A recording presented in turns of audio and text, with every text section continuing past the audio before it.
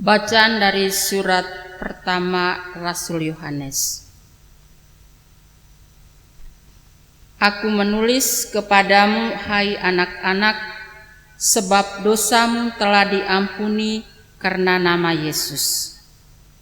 Aku menulis kepadamu, hai para bapa, sebab bapa-bapa telah mengenal Dia yang ada dari mulanya.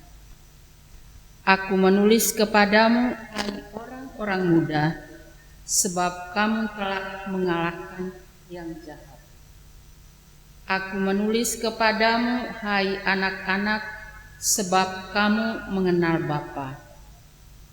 Aku menulis kepadamu, hai para bapa, sebab bapa-bapa telah mengenal Dia yang ada dari mulanya.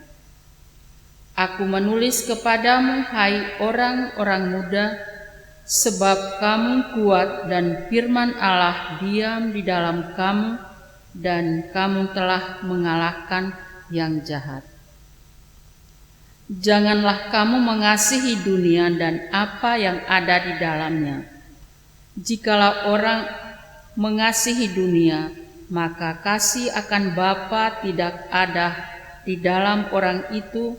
Sebab semua yang ada di dalam dunia, yaitu keinginan daging dan keinginan mata, serta keangkuhan hidup, bukanlah berasal dari Bapa, melainkan dari dunia. Dan dunia ini sedang melenyap bersama keinginannya, tetapi orang yang melakukan kehendak Allah tetap hidup selama-lamanya.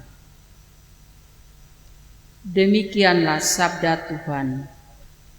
Tuhan bersamamu. Inilah Injil suci menurut Lukas.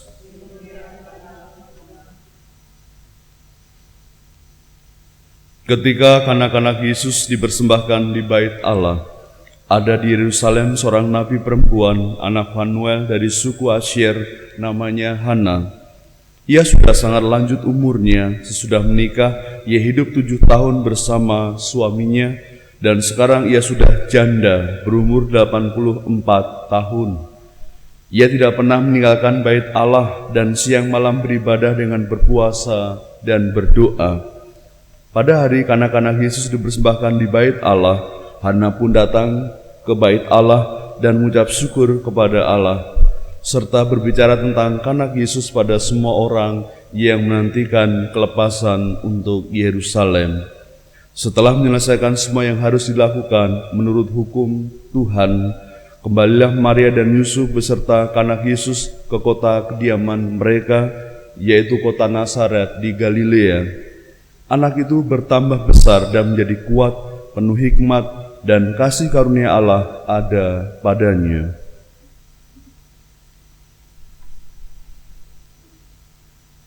Demikianlah sabda Tuhan.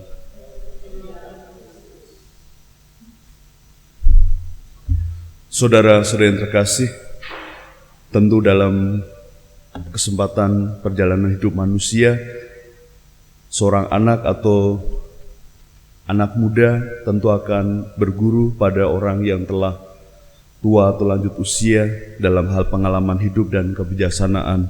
Dan Hana yang merupakan seorang nabi perempuan dalam hal ini juga mengucap syukur karena ia diperlihatkan sebelum meninggal untuk melihat Mesias yang telah dijanjikan oleh para nabi pada masa lalu. Dan kegenapan inilah yang pada akhirnya semakin menguatkan hati Bunda Maria dan Santo Yosef bahwa anak yang mereka terima dari Allah sebagai anugerah terbesar bukan hanya kepada mereka secara pribadi sebagai orang tua, tetapi secara luas kepada seluruh bangsa Israel.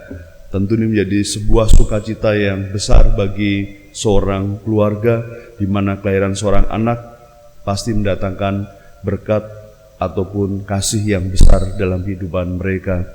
Dan melalui cara Maria dan Yosef dalam penanganan atau mendidik Yesus menjadi sebuah kenyataan, nanti suatu saat ketika Yesus dewasa, ia mewarisi yang disebut kasih secara nyata dari hukum kasih melalui keluarga itu sendiri. Dan tentu kita sebagai anak-anak dilahirkan oleh ibu kita masing-masing, dan melalui pendampingan orang tua kita telah diantar sampai hari ini untuk menjadi orang-orang yang baik. Dan semoga kebaikan itu kita persembahkan pada Tuhan melalui karya kita di tengah-tengah dunia ini.